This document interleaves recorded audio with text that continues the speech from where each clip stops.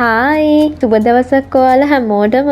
ඔන්න අදත් මම ඔයාට වෙනස්ම රෙසිපි එකක් අරගෙන ආවා. ඉතින් මම අද ඔයාලට කියලා දෙන්නේ මල්ගෝව ඩෙවල් එකක් හදාගන්න විදිහ.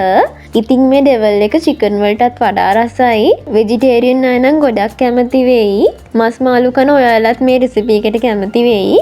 එහෙනම් අපි බලමු කොහොමද මේ මල්ගෝව ඩෙවල් එක හදාගන්නේ කියලා. මේ වීඩියෝ එකේ ඩිස්ක්‍රිප්ෂන් එකෙත් මම අවශ්‍ය අමුද්‍රව්‍ය ප්‍රමාණයත් එක්කම සඳහන් කරලා තියෙනවා. ඔයාලට එතනින් බලා ගන්නත් පුළුවන්.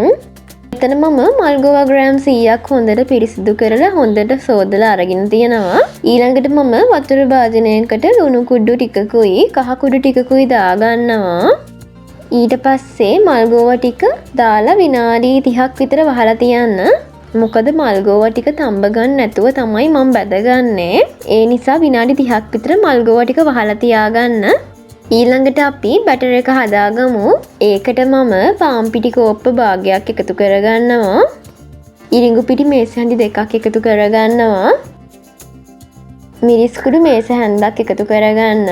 ලුණු කුඩු ටිකත් එකතු කරගන්න. ඒ වගේම ඉඟුරු සුදු ලුණු පේස්ට් එකකින් මේස හැන්දක් එකතු කරගන්න. ඒ ටික ඔක්කොම කලවම් කරගෙන වතුර ටික ටික දාලා මේ වගේ කලවම් කර කර මම බැටර් එක හදා ගන්නවා.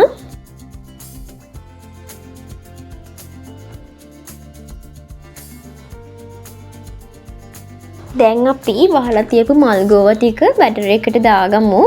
ඒ ටික දාගෙන මල්ගෝවා ටික මේ වගේ හොඳට කලවම් කරගන්න.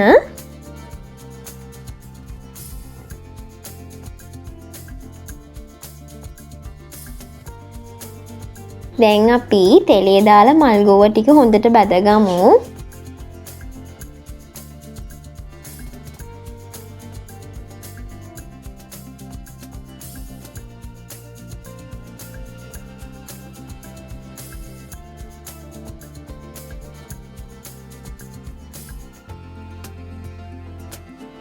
මේ වගේ දුඹුරු පාට එනකම්ම මල්ගෝවා ටික හොඳට බැදගන්න. දැන් අපි ඩෙවල් එක හදාගමු. ඒකට මම භාජනයක් ලිපේ තියලා තෙල් ටිකක් එකතු කරගන්නවා. තෙල් ටික රත් වුණාට පස්සේ ඉඟුරු සුදු ලුණු පේස්ට් එකකින් මේස හැන්දක් එකතු කරගන්න. දැන් මේ ටික තප්පර 30ක් විතර බැදගන්න.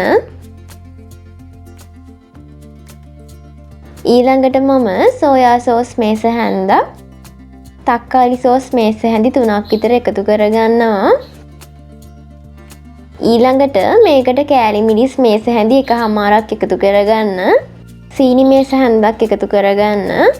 ලුණු කුඩු ටිකත් එකතු කරගන්න.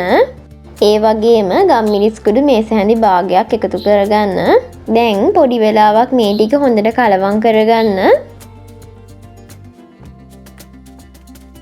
ඒ ටික කලවම් කරගත්තට පස්සේ බීලි උණු ටිකයි මාළු මිරිස් ටිකයි එකතු කරගන්න.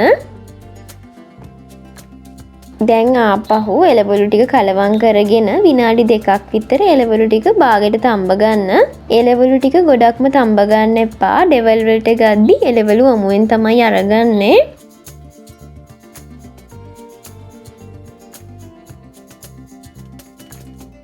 ඔන්න දැන් මම බැදගත්තු මල්ගෝවා ටික මේකට එකතු කරගන්නවා. එකතු කරගෙන මේ වගේ හොඳට කලවම් කරගන්න. තව විනාඩි 2ක් විතර මේක ලිපේ තියාගන්න.